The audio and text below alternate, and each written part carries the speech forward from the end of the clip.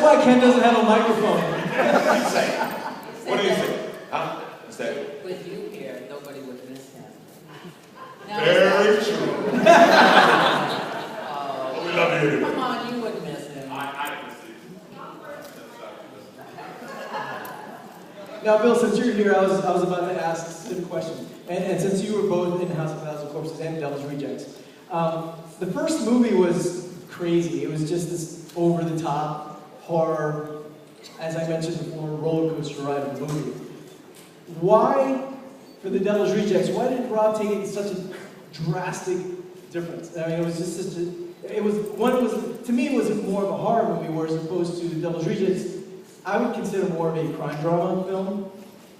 Well, yeah, and it was a crime drama film where horrible things happen.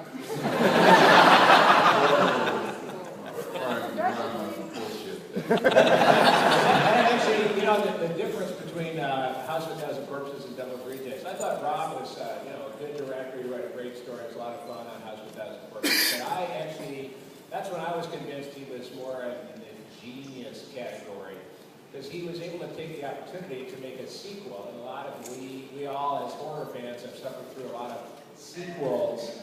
Basically the same story, kind of a little bit changed just to try to get some more money out of it. And you know, so that's what I thought we were going to make a sequel. And Rob really showed me a lot. I mean, the fact that he was able to take that opportunity, change our looks. I mean, I somehow got cured of being an albino.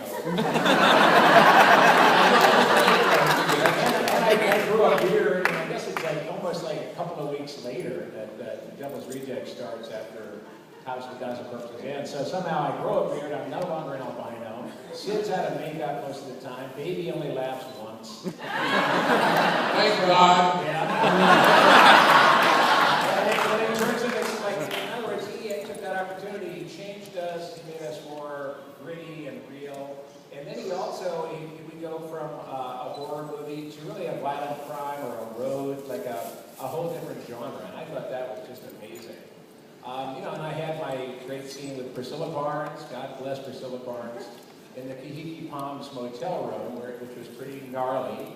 And, you know, after the first take of our little get-together there, you know, I walked off stage, my stomach was in knots, it was a tough scene, a tense scene. And that's when Rob came up to me and said, art is not safe.